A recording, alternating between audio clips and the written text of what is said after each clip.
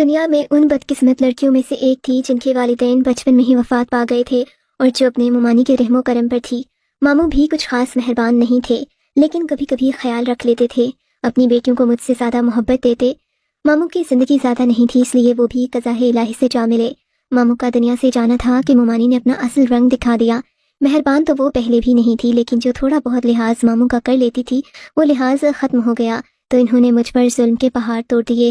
گھر کی ملازمہ کو نکال کر تمام گھر کی ذمہ داری میرے سر ڈال دی۔ حالانکہ میری عمر اس وقت صرف 18 سال تھی۔ مرتے کیا نہ کرتے، میں بے سہارا لڑکی، جیسا ممانی نے کہا میں نے ویسا ہی کیا۔ ممانی کا 35 سالہ بیٹا مجھ پر فریفتہ ہو گیا۔ ممانی سے یہ بات کہاں برداشت ہوتی کہ جس لڑکی سے وہ بچپن سے نفرت کرتی آ رہی تھی وہی ان کی بہو بن جائے۔ اپنے شاندار بیٹے کے لیے ممانی نہ جانے کتنے سپنے سجائے ہوئے تھی۔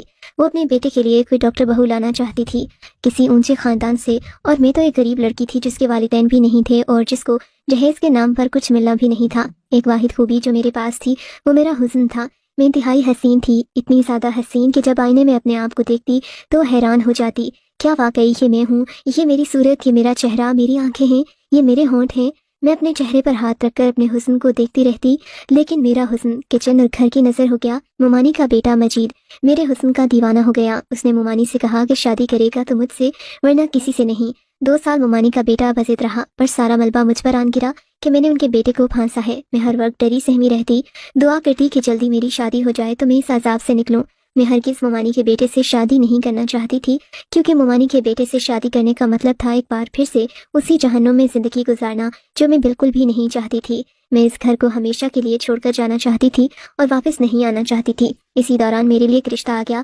ممانی نے فوراً ہاں کر دی، چٹ منگنی پٹ بیاہ ہو گیا۔ ان لوگوں نے جہیز کے نام پر 1 روپیہ بھی نہیں لیا تھا۔ میرے کپڑے بھی ان لوگوں نے بنوا کر دیے، تو میں بہت خوش ہوئی کہ مجھے اتنا اچھا سسرال ملا جن کی کوئی ڈیمانڈ نہیں ہے۔ لیکن شادی کی پہلی ہی رات میری ساری خوشی ہوا ہو گئی جب مجھے میرے شوہر کے متعلق ایک ایسی حقیقت کا علم ہوا جسے سن کر میرے سر پر آسمان آ گرا۔ میں دلہن کے روپ میں سجی سنوری بیٹھی تھی اور شوہر ولید کا انتظار کر رہی تھی۔ ولید اندر داخل ہوئے، میرا چہرہ جھکا ہوا تھا، وہ میرے قریب آ کر بیٹھ گئے، لیکن مجھے نہ جانے کیوں کسی انہونی کا احساس ہوا۔ انہوں نے مجھے سوال کیا کہ میں دیکھنے میں کیسی ہوں۔ میں نے حیرت سے ان کی طرف دیکھا۔ میں نے کہا خود گھونگھٹ پلٹ کر دیکھ لیں، میں کیسی ہوں؟ ان کا کہا بلند ہوا۔ مجھے ان کی طرح سے زور پر ہنسنے کی بات سمجھ نہیں آئی۔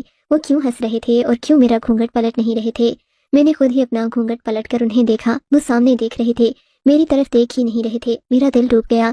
میں نے ان سے کہا آپ مجھ سے ناراض ہیں یا آپ اس شادی سے خوش نہیں ہیں جو مجھے دیکھ نہیں رہے؟ وہ پھر سے ہنسنے لگے۔ مجھے ان کے رویے میں کچھ عجیب سا محسوس ہو رہا تھا۔ میں سمجھنے سے قاصر تھی کہ وہ اس طرح سے کیوں ہنس رہے ہیں۔ مجھے محسوس ہو رہا تھا کہ وہ اس شادی سے خوش نہیں ہیں، شاید کسی اور کو پسند کرتے ہیں۔ ان کی شادی زبردستی مجھ سے کروائی گئی تھی، اس لیے وہ ہنس رہے تھے۔ میں نے ان سے سوال کیا کیا آپ کسی اور کو پسند کرتے تھے؟ تو وہ پھر سے ہنسنے لگے۔ اب تو میرا دماغ خراب ہونے والا تھا۔ یہ کیا طریقہ تھا اپنی دلہن سے بات کرنے کا؟ اگر میں انہیں پسند نہیں تھی تو بول دیتے۔ میرا دل تو جیسے کسی گہری کھائی میں جا اترا تھا۔ میری کوشش تھی کہ وہ ایک بار میرا چہرہ دیکھ لیں تو یقیناً اس لڑکی کو بھول جائیں گے جس سے وہ محبت کرتے تھے، یا پھر کوئی بھی بات تھی تو میرا چہرہ دیکھنے کے بعد سب بھول جائیں گے، کیونکہ میں تھی ہی اتنی خوبصورت۔ مگر سامنے وہ ڈریسنگ ٹیبل کی طرف دیکھ رہے تھے، میری طرف نظر اٹھا کر دیکھنا بھی گوارا نہیں سمجھا۔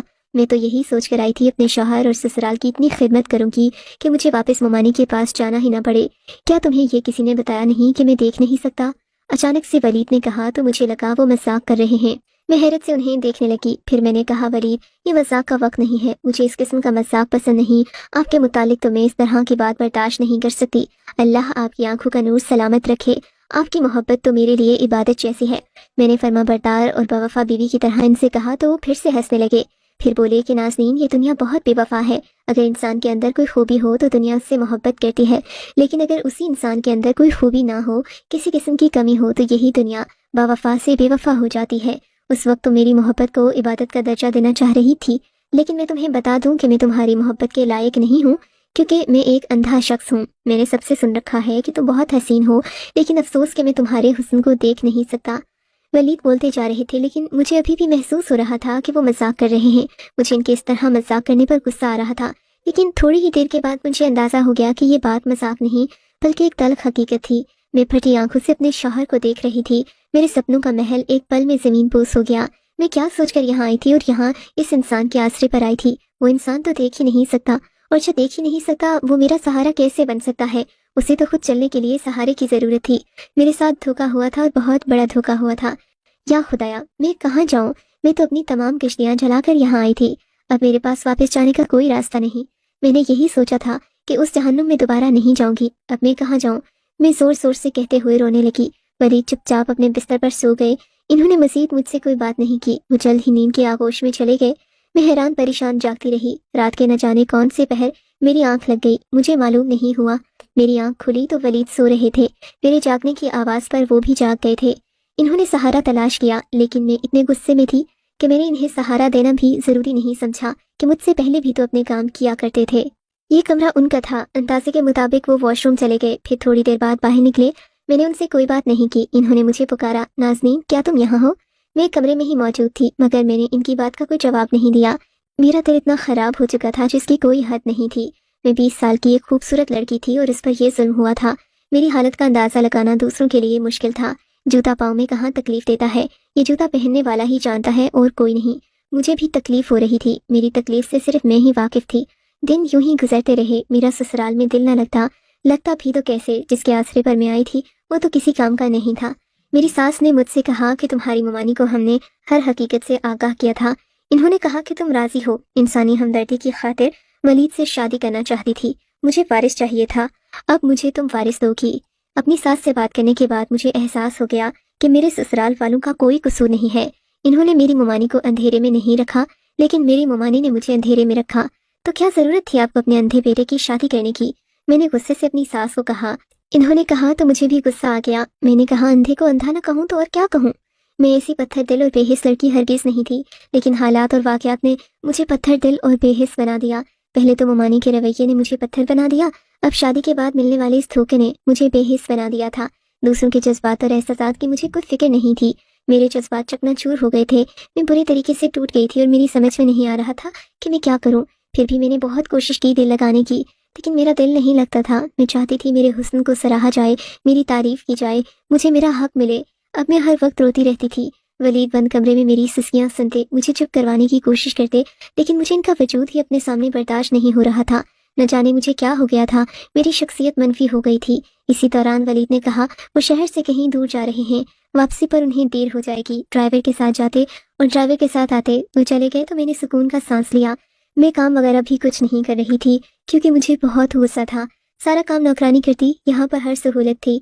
नहीं थी तो बस मेरे दिल की खुशी नहीं थी। आधी रात को प्यास की शिद्दत से मेरी आंख खुली।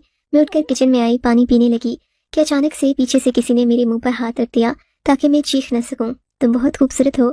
मैंने जब से तुम्हारे हुस्न को देखा है तब से तुम्हारा दीवाना हो गया हूँ। आज तुम्हारा शौहर घर पर नहीं है, हालांकि वो देख नहीं सकता, लेकिन फिर भी मैं उसकी गैर मौजूदगी में आना चाहता था। बजाय इसके कि मैं इसकी बातों पर गुस्सा करती, मुझे इसकी बातें अच्छी लगी और ऐसी बातों ही को मैं सुनना चाहती थी जो मेरे हुस्न को सराहें। मैंने उससे इशारों में कहा, मुझे बोलने दो। उसने मेरे मुंह से हाथ हटा दिया। मैंने पूछा, तुम कौन हो? उसने बताया, मैं तुमसे मोहब्बत करता हूँ और रोजाना तुम्हें देखता हूँ। मैंने उससे कहा, यहाँ से चले जाओ, मेरा शौहर आ जाएगा। उसने कहा, मुझे तुम्हारे शौहर की खबर है, वो कल सुबह ही आएगा। लेकिन फिर भी मुझे अपनी सास का खौफ था। उस रात तो मैंने उसे भगा दिया, लेकिन अब जब भी वलीद काम से कहीं जाते तो वो आ जाता। न जाने उसने कौन सा चोर रास्ता बनाया हुआ था। पहले वो किचन में आ जाता था और अब मेरे कमरे की खिड़की फैलाकर मेरे कमरे में आ जाता। हम दोनों बातें करते और वो मेरे हुस्न की तारीफ करता रहता। मैं सुनती रहती और मुझे अच्छा महसूस होता, लेकिन वो हमेशा नकाब की रखता। मैंने उसे कई बार कहा कि नकाब हटाकर मुझे अपना चेहरा दिखाए, लेकिन उसने कहा कि वक्त आने पर दिखाऊंगा। उसकी आंखें बहुत हसीन थीं। उसकी आंखों से अंदाजा हो रहा था कि वो एक खूबरू नौजवान है। आंखों से भी ज्यादा उसकी बातें अच्छी थीं, यानी कि वो गिरफ्तार का गाजी था। मुझे उसकी मोहब्बत भरी बातों की आदत हो गई थी। वो सारा सारा दिन फोन करके भी मुझसे मोहब्बत भरी बातें करता। मेरी जिंदगी में जब किसी चीज की कमी थी वो मुझे मिल रही थी, लेकिन एक नामहरम से। वो तो मेरी तारीफ करने से कासिर था जो मेरा महरम था। काफी अरसे तक ये सिलसिला चलता रहा। वो वलीद की खैर मौजूदगी में आता रहता, हम बातें करते, लेकिन कभी उसने कोई गलत हरकत नहीं की। मेरी अकल पर शैतान ने पर्दा डाल लिया था। मुझे ये भी खौफ नहीं था कि कोई अजनबी शख्स मेरे कमरे तक आ जाता है और वो कुछ गलत भी कर सकता है। किसी अजनबी पर एतबार करना किस कदर सख्त था। मेरा शौहर तो सिर्फ आंखों से अंधा था, मगर मेरा तो दिल भी अंधा हो चुका था। मेरी रूह सब कुछ अंधी हो चुकी थी। मैं क्या कर रही हूँ मुझे नजर नहीं आ रहा था कि मैं कितना गलत कर रही थी। मुझे एहसास नहीं था, लेकिन मैं ये सब क्यों कर रही थी मैंने कभी खुद से सवाल नहीं किया। एक रात हम बातें कर रहे थे कि वलीद की कॉल आई कि वो पहुंचने वाला है। मैं हैरान हो गई कि वो अचानक से कैसे आ गया। मैंने उससे कहा कि वो कहीं छुप जाए, کیونکہ ولید کی گاڑی کی آواز سنائی دی اور وہ اندر داخل ہو چکا تھا۔ اس نے کہا، مجھے چھپنے کی کیا ضرورت ہے، تمہارا شوہر تو دیکھ ہی نہیں سکتا۔ یہ سوچ کر مجھے بھی ہنسی آ گئی۔ میں نے کہا، واقعی جب وہ دیکھ ہی نہیں سکتا تو کیا ضرورت ہے؟ پھر اس نے کہا کہ میں جا رہا ہوں، اور وہ چلا گیا۔ تھوڑی دیر بعد ولید اندر آئے۔ میں نے کوئی بات نہیں کی، انہوں نے سلام کیا، میں نے جواب دیا اور سونے کے لیے لیٹ گئی۔ میں نے لائٹ آف کی اور مطمئن ہو کر آنکھیں بند کی، سونے کی کوشش کرنے لگی، لیکن میں نے محسوس کیا کہ ولید سوئے نہیں تھے، وہ بیٹھے ہوئے تھے۔ پھر اچانک سے بول پڑے، نازنین، تمہیں معلوم ہے میرے والد بھی اندھے تھے اور میری ماں بے حد حسین تھی۔ خاندان والوں کے دباؤ میں آ کر میری ماں نے میرے والد سے شادی تو کر لی، لیکن ان کے اندر ایک ویرانی بھی ہمیشہ سے، اور انہیں ایک اندھے انسان کے ساتھ زندگی بسر کرنا بہت مشکل لگ رہا تھا۔ میں پیدا ہوا تو والدہ نے اپنا دل مجھ سے لگا لیا، لیکن پھر ان کا دل مجھ سے اٹھ بھی گیا، انہوں نے اپنا دل کہیں اور لگا لیا۔ ابا کی غیر موجودگی میں روزانہ ایک غیر شخص ہمارے گھر آتا اور میری ماں اس سے باتیں کرتی رہتی تھی، اور میں سنتا تھا مگر کچھ کہتا نہیں تھا۔ جیسے ہی ولید نے یہ الفاظ ادا کیے، میری جان نکل گئی۔ یہ تو میری ہی کہانی تھی جو مجھے سنائی جا رہی تھی، یعنی میری ساس کے ساتھ بھی یہی ظلم ہوا اور میری ساس نے وہی ظلم میرے ساتھ دہرایا۔ نہ جانے کیوں مجھے احساس ہوا کہ میری ساس نے اپنی محرومی کا بدلہ مجھ سے لیا۔ ولید نے پھر بولنا شروع کیا تو میں ہمدن گوش ہو گئی، لیکن مجھے کسی قسم کا خوف نہیں تھا۔ میرا بچپن ختم ہو گیا، یہاں تک کہ میرا لڑکپن اور پھر جوانی آ گئی۔ وہ شخص نہ جانے کہاں چلا گیا تھا۔ پھر میں اور میری ماں تھے، اور میری ماں نے دوسرا بچہ پیدا کرنے کی زحمت نہیں کی۔ میرے والد اس دنیا سے رخصت ہو گئے۔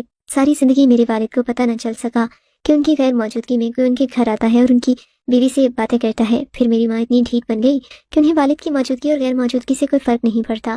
میرے والد کے سامنے وہ شخص ہمارے گھر آتا، میری ماں اسے دوسرے کمرے میں لے جاتی اور ان کی باتوں کی آواز مجھے آتی۔ اس عرصے میں مجھے معلوم ہو گیا تھا کہ وہ میری ماں کا کوئی کزن تھا جو ان سے بے حد محبت کرتا۔ مجھے اپنے والد کا دکھ ہوتا، میں نے انہیں کچھ نہیں بتایا۔ تم جانتی ہو میں پیدائشی اندھا نہیں تھا، میں بچپن میں دیکھ سکتا تھا، پھر اپنی ماں کی حرکات و سکنات دیکھتا رہتا۔ اپنی آنکھوں سے آہستہ آہستہ میری بینائی جاتی رہی، کیونکہ یہ اندھا پن میرے باپ کی طرف سے مجھے وراثت میں ملا تھا۔ آپ نے کیسے مجھے محسوس کیا؟ آپ تو دیکھ نہیں سکتے۔ مجھے اپنی آواز کسی کھائی سے آتی محسوس ہو رہی تھی۔ میرا دل ٹوٹ گیا۔ وہ یہ کیا کہہ رہے تھے؟ وہ دیکھ سکتے تھے یا پھر وہ کوئی مذاق کر رہے تھے جو میرے ساتھ ہو رہا تھا؟ میں نے لڑکپن کے بعد اپنی آنکھوں کا علاج شروع کیا۔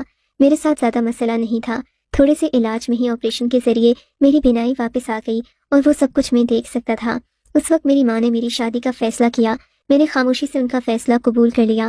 تمہاری تصویر مجھے میری ماں نے دکھائی، کیونکہ وہ مجھے اب تک اندھا سمجھتی تھی۔ میں نے ان سے کچھ کہا بھی نہیں، میرا دل تو ان سے اٹھ چکا تھا۔ جب ہماری شادی ہوئی تو میں دیکھ سکتا تھا، میں نے تمہیں دیکھا تھا، لیکن میں یہ دیکھنا چاہتا تھا کہ تم کس طرح کی بیوی ثابت ہوتی ہو، بے وفا ہو کر میرے اندھے پن کا یا پھر میرا سہارا بنتی ہو۔ لیکن مجھے تمہارا رویہ دیکھ کر بہت افسوس ہوا۔ میں نے تمہیں چھوڑنے کا فیصلہ کر لیا تھا۔ تمہارے سامنے اندھے پن کا ناٹک میں نے صرف ایک ہی مہینہ کیا، اور ایک مہینے میں تم نے مجھے چھوڑ کر اپنا ایک عاشق بھی بنا لیا۔ ولید کی بات سن کر میرے تو سر پر آسمان آ گرا، میرے پاؤں تلے سے زمین سرک گئی۔ نازنین، وہ نقاب پوش کوئی اور نہیں، میں ہی تھا۔ ان کی بات سن کر مجھ پر غشی طاری ہونے لگی۔ میرے ساتھ کیا ہو رہا تھا مجھے سمجھ نہیں آ رہا تھا۔ میں اپنی قسمت پر کیسے ماتم کروں؟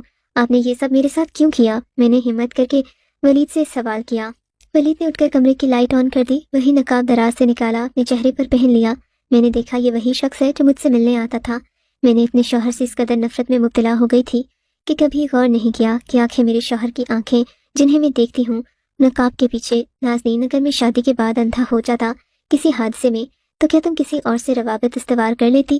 ولید کے سوال نے مجھے شرمندہ کر دیا۔ میرے پاس بولنے کی ہمت نہیں تھی۔ میرا دل کر رہا تھا زمین پھٹ جائے اور میں اس میں سما جاؤں۔ مجھے اس نقاب پوش سے محبت ہو گئی تھی، اور پھر وہ میرا شوہر ہی تھا۔ اب میں کہاں جاؤں؟ میں تم سے ناراض نہیں ہوں، میں حالات کا مارا ہوا انسان تھا جس نے اپنی ماں کی بے وفائی دیکھی تھی، اور میں اس کی سزا ایک معصوم لڑکی کو دینا چاہ رہا تھا، اسے آزما کر۔ لیکن آج مجھے احساس ہو رہا ہے کہ میں نے غلط کیا۔ میں تمہیں معاف کرتا ہوں، کیونکہ میں تمہارے کردار کو جان گیا ہوں۔ تم نے ایک اجنبی سے صرف باتیں کی، اپنی حدود کا خیال رکھا، تمہارے احساسات اور جذبات میں پاکیزگی میں نے تنہائی میں دیکھ لی تھی۔ مجھے احساس ہو گیا کہ تمہیں صرف محبت بھری باتوں کی ضرورت تھی، تمہارے اندر کوئی برائی نہیں تھی، ایک احساس سے کمتری تھا اور بس۔ نازنین، میں تمہیں کیا خاک معاف کروں گا، بلکہ میں تو اس قابل نہیں کہ تمہیں معاف کر سکوں۔ مجھ میں ہمت نہیں کہ میں تم سے معافی مانگوں۔ ہو سکے تو مجھے معاف کر دو۔ غلط تم نے نہیں، بلکہ میں غلط ہوں۔ میں نے تمہارے ساتھ غلط کیا، تمہیں آزمائش میں ڈال کر، کسی اور کی سزا تمہیں دے کر۔ ولید نے کہا تو میں نے روتے ہوئے ان سے معافی مانگی۔ میں نے انہیں معاف کر دیا، وہ بھی مجھے معاف کر دیں۔ ہم انسان خطا کے پتلے ہیں، غلطی سے پاک صرف خدا کی ذات ہے۔ مجھے احساس ہو رہا تھا کہ ولید اندھے نہیں تھے، اندھی میں تھی۔ آج خدا نے ولید کے ساتھ مجھے بھی بینائی عطا کر دی تھی۔ میں اس کی شکر گزار تھی اس رات ہم دونوں نے مل کر خوشگوار ازدواجی زندگی کی بنیاد رکھی اور ہم بہت خوش تھے۔ سچ کہتے ہیں خدا کے گھر دیر ہے اندھیر نہیں۔